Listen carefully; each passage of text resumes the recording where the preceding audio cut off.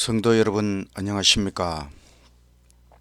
오늘은 성경 66권 달통 준비 말씀 창조 언약, 구속 언약 이런 제목으로 말씀을 연구하겠습니다. 시작하는 찬미 545장 아무데나 예수 나를 이끌면 아무데나 예수 따라가려네. 예수 같이 아니 가면 낙 없고 항상 주와 함께 가면 겁 없네.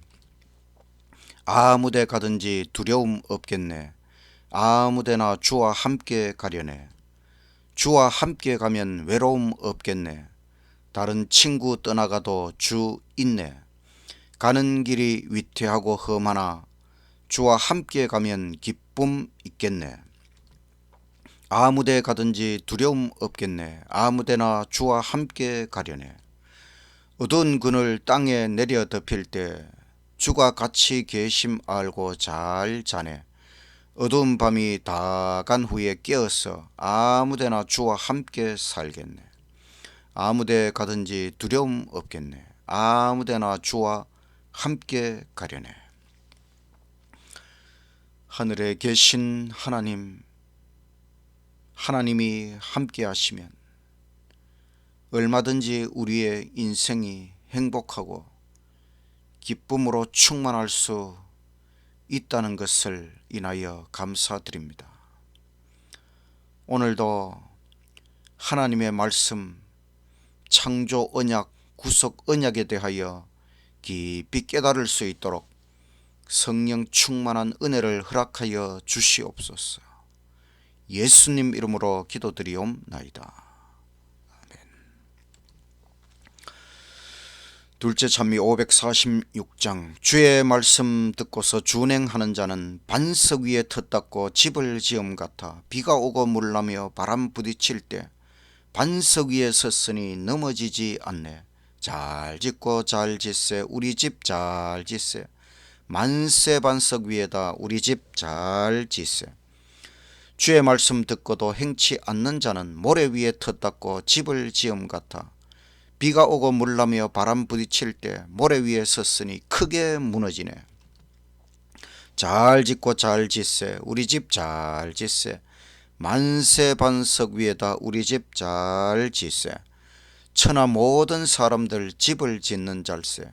반석 위에 아니면 모래 위에 짓네. 우리 구주 오셔서 지은 값을 줄 때 세운 공을 따라서 영영 상 벌 주리. 잘 짓고 잘 짓세. 우리 집 잘 짓세. 만세 반석 위에다 우리 집 잘 짓세.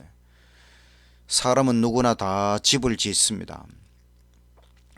인생이라고 하는 집을 평생을 통하여 짓고 있는 것입니다.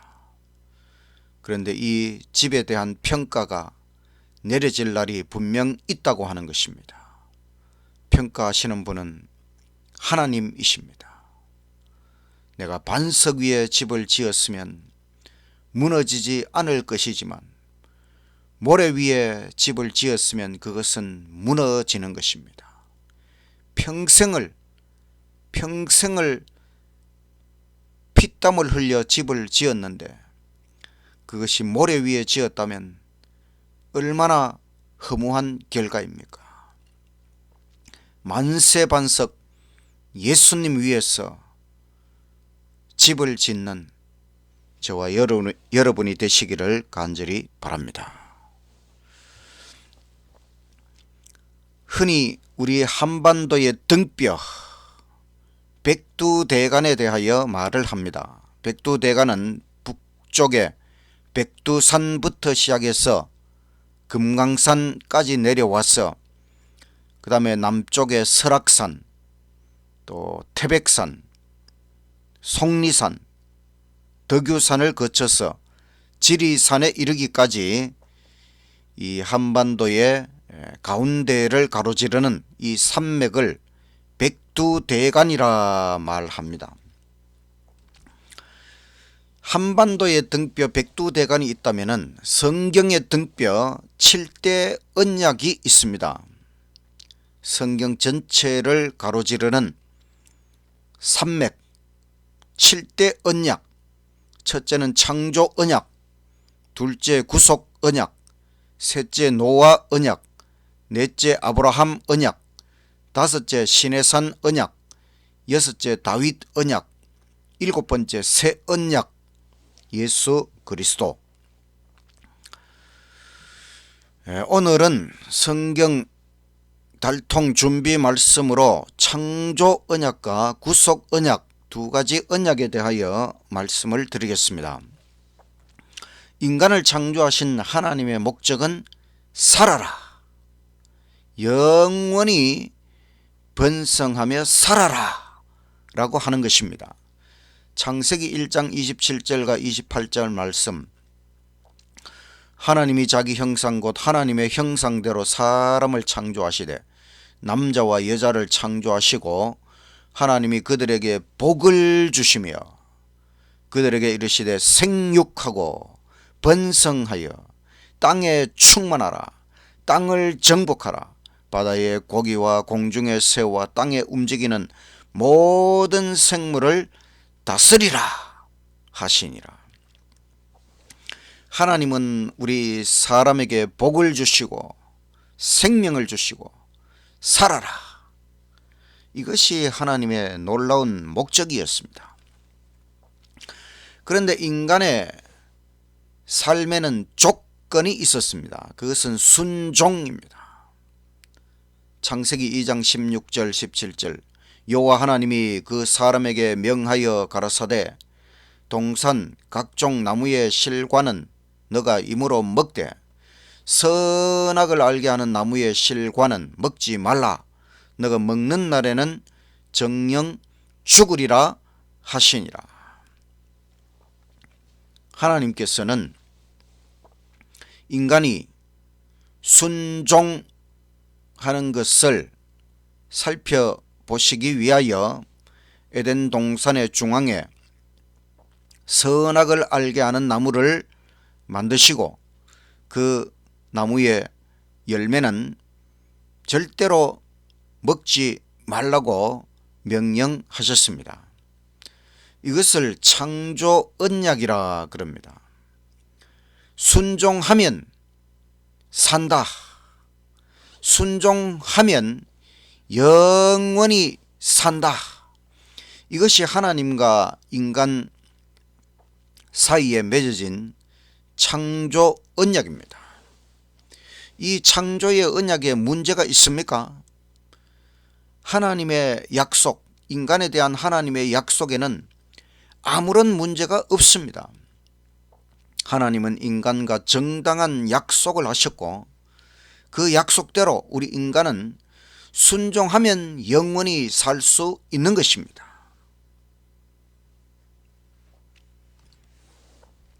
그런데 창조 언약을 인간이 위반하였습니다.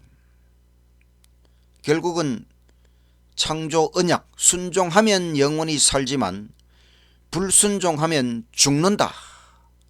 이 창조의 언약대로 인간이 불순종했기 때문에 죽을 수밖에 없는 죄인이 되었습니다.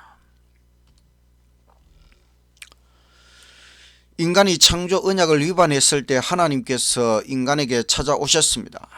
아담아.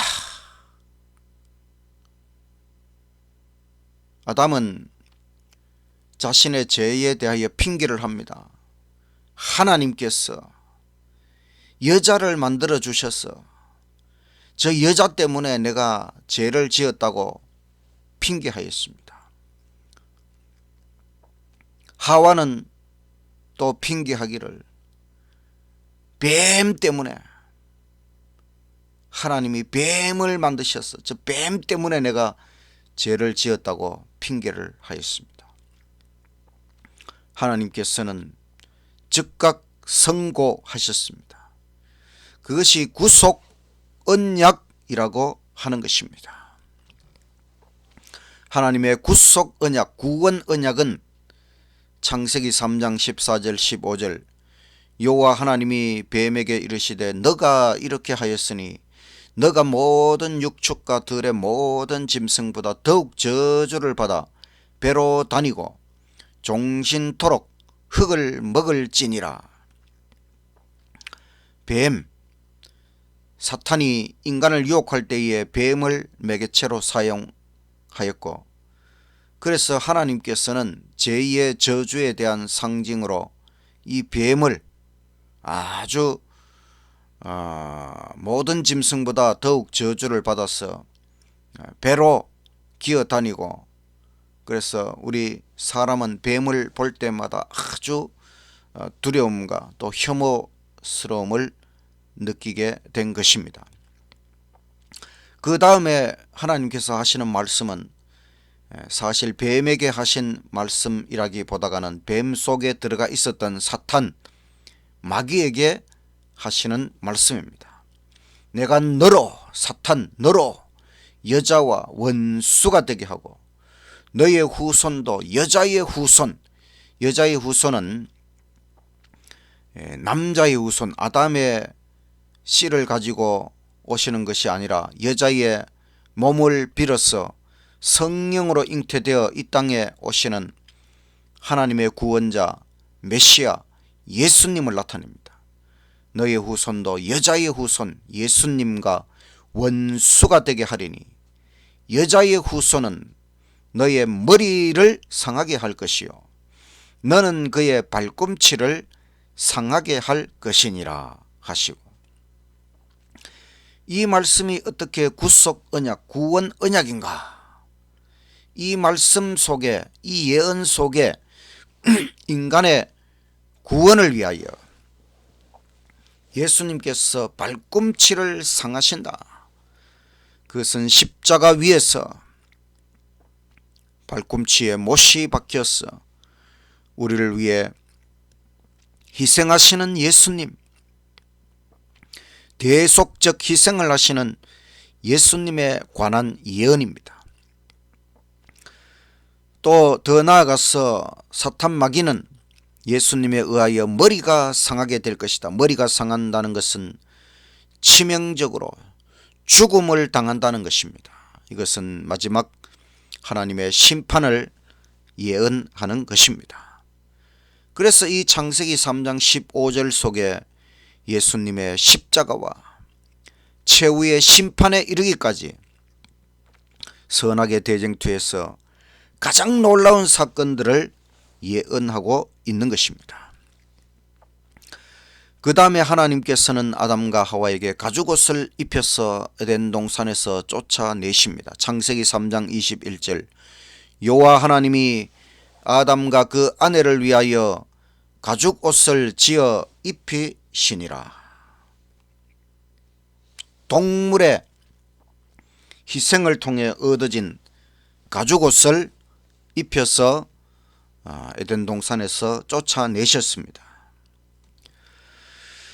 동물의 희생, 이 희생 제사를 아담은 하나님 앞에 드려야 했습니다.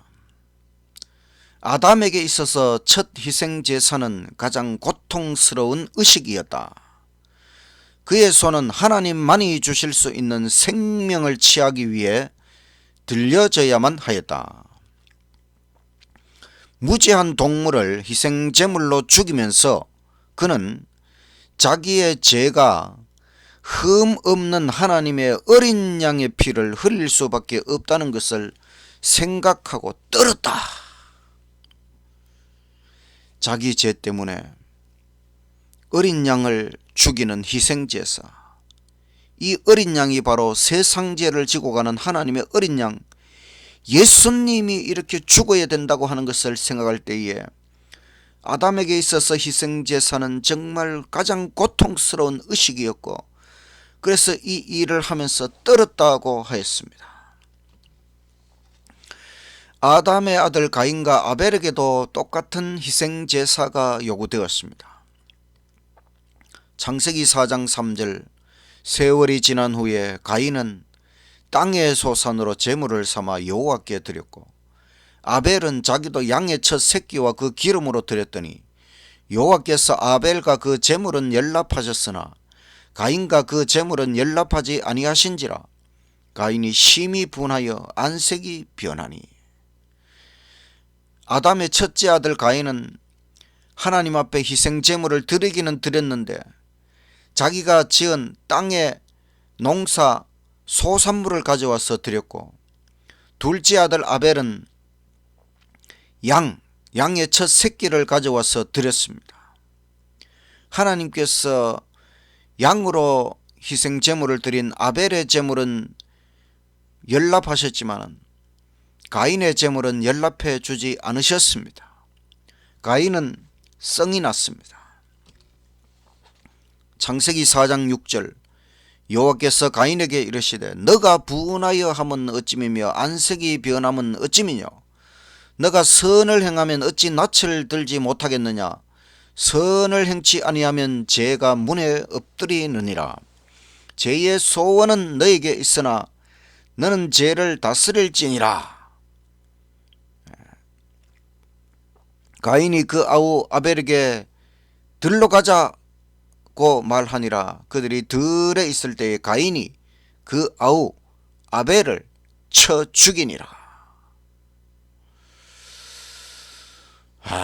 결국 이 가인은 아무 잘못도 없는 동생 아벨을 들로 데리고 가서 쳐 죽였습니다. 가인의 그 동생을 살인하는 이런 끔찍한 죄, 인간의 죄는 점점 커져가는 모습을 보게 되는 것입니다. 가인과 아벨에게 주어진 시험, 아담이 앞서 시험을 받았던 것 같이 이 형제들도 하나님의 말씀을 믿고 순종하려는지의 여부를 입증하기 위한 시험을 받았다. 그들은 사람의 구원을 위한 하나님의 준비에 대하여 익히 알고 있었으며 하나님께서 제정하신 제사 제도에 대하여서도 이해하고 있었다. 그들은 이 제물로 그것들이 예표한 구주에 대한 믿음을 표현하고 동시에 용서를 위하여 그분께 전적으로 의지한다는 것을 인정해야 한다는 것을 알았다. 부조와 선지자 71쪽의 말씀입니다. 둘 다 똑같이 하나님의 요구에 대해서 알았고 순종해야 된다는 것을 알았습니다. 그 동물의 희생 제사에 대해서도 이해하고 있었습니다. 그 희생 제물을 드림으로 그들이 예수님, 구세주 예수님을 전적으로 믿고 의지한다는 것을 표현해야만 하였습니다. 그런데 가인의 제사의 문제점은 무엇인가? 가인은 제단을 쌓고 희생을 가져오는 점에서는 하나님께 순종하였다. 그러나 그는 부분적인 순종만을 드렸다. 가장 요긴한 부분, 즉 구속주의 필요성에 대한 인정을 빼어버렸다. 그의 봉헌물에는 죄에 대한 참회가 표시되어 있지 않았다. 부조와 선지자 72쪽의 말씀. 예수님에 대한 필요성을 빼버리고 부분적인 순종만 한 것이 가인의 제사의 문제점이었습니다. 참 믿음은 곧 순종으로 나타납니다. 전적으로 그리스도를 의지하는 참 신앙은 하나님의 모든 요구에 순종함으로 나타날 것이다. 아담의 시대로부터 현재에 이르기까지 선악의 대쟁투의 쟁점은 하나님의 율법에 대한 순종의 문제에 관한 것이었다. 하나님의 율법 중에 어떤 계명은 무시하고 있으면서도 하나님의 은총을 받을 권리가 있다고 주장하는 자들이 어느 시대에나 있었다. 그러나 성경은 행함으로 믿음이 온전케 되었고 순종의 행위가 없는 믿음은 죽은 것이라고 선언한다. 하나님을 아노라 공언하면서 그의 계명을 지키지 아니하는 자는 거짓말하는 자요 진리가 그 속에 있지 아니하다. 부조와 선지자 73쪽의 말씀. 우리가 참된 믿음이 있다면, 예수님을 진정으로 믿는다면 우리는 하나님의 모든 요구에 순종해야 됩니다. 하나님께서 원하시는 하나님의 율법에 대하여 모든 계명을 적극적으로 순종해야 하는 것입니다. 부조와 선지자 77쪽에 이런 중요한 말씀이 있습니다. 하나님의 어린 양을 믿는 믿음을 통하여 한 영혼이 죄를 섬기기를 단념할 때마다 사탄의 분노는 불붙는다. 죄를 섬기기를 단념한다는 것은, 죄라고 하는 것은 하나님의 법을 어기는 것, 불법입니다. 죄를 섬기기를 단념한다는 것은 하나님의 율법을 순종하겠다는 결심이지요. 우리가 십자가의 능력으로, 예수님의 능력으로 율법을 순종하는 것, 이것이 하나님의 구속 언약입니다. 하나님께서는 우리에게 십자가의 능력으로 율법을 순종하라, 구원의 언약, 구속의 언약을 우리에게 주셨습니다. 그래서 창조의 언약은 순종하면 영생, 구속의 언약은 십자가의 능력으로 율법을 순종하라. 창조 언약도 순종이고 구속 언약도 순종입니다. 근데 창조 언약에서는 인간이 죄를 짓기 전이기 때문에 하나님께서 본래부터 주신 능력으로, 자유의지 선택력으로 하나님 말씀에 순종해야만 했습니다. 그러나 지금은 우리가 죄를 지었기 때문에 우리에게는 순종할 수 있는 능력조차도 없습니다. 그래서 예수님께서 우리를 위해 십자가에서 돌아가심으로 우리를 구원해 주셨고, 이제는 우리가 십자가의 능력으로, 예수님의 은혜와 능력으로, 또 성령님의 능력으로 율법을 순종하라, 우리에게 율법을 순종할 수 있는 능력까지 주께서 우리에게 제공하시고, 그 능력을 힘입어서 율법을 순종하라는 것이 구속 언약입니다. 창조 언약도 정당한 약속이고 구속 언약도 정당한 약속입니다. 하나님께서는 우리에게 우리가 할 수 있는 약속, 실행할 수 있는 약속을 주셨고, 이 약속을 우리는 하나님 안에서 능히 지킬 수 있는 것입니다.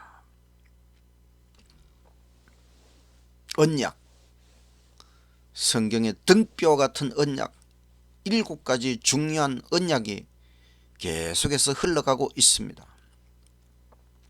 언약은 하나님의 정당한 약속입니다. 하나님은 어떤 동물과도 언약을 맺지 않으셨습니다. 오직 인간하고만 언약을 맺었습니다. 그것은 우리 인간이 하나님과 언약을 맺을 수 있는 그런 고귀한 존재라고 하는 것을 나타내는 것이지요. 우리는 하나님의 의도를 깨우쳐야 합니다. 이것이 선악의 대쟁투의 진정한 목표입니다. 억지 순종이 아니라 하나님의 의도를 깨달아서 자원하는 순종을 해야 하는 것입니다. 마음에서 우러난 순종과 충성과 헌신을 주님께서 원하시는 것입니다. 이것을 깨닫는데 6,000년이라고 하는 세월이 걸렸습니다. 좀 긴 시간이 필요했습니다. 우리가 성경을 읽으면서 성경의 인물들의 삶을 바라보면 그들을 언약에 충실한 백성으로 만들기 위하여 하나님께서 오랜 시간 동안 애쓰고 노력하는 모습을 보게 되는 것입니다. 하나님께서는 바로 우리 자신에게도 그것을 바라십니다. 목표는 순종입니다. 마음에서 우러난 사랑의 순종을 하나님께서 원하십니다. 이것이 신앙생활의 기본입니다. 그래서 우리의 변화는 어떤 겉면이나 매질로만 되는 것이 아닙니다. 부모는 어린 자녀를 교육할 때에 몽둥이를 사용하려고 합니다. 또 우리가 군대에 가면 또 몽둥이 훈련에 몽둥이를 사용하려고 하죠. 때때로 목사도 몽둥이를 들려고 합니다. 성도들은 서로 간에 몽둥이를 들려고 합니다. 그러나 하나님께서는 언약이라고 하는 이 놀라운 약속, 정당한 약속을 사용하십니다.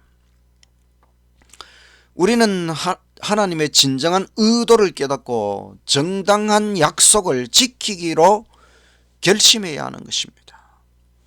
하나님은 우리를 인격적으로 대우하십니다. 이제는 우리가 언약적으로 성숙한 신앙인이 되어야 하는 것입니다. 누구 눈치 때문에 신앙하는 것이 아니고 하나님과의 언약적 관계 속에서 신앙해야 하는 것입니다.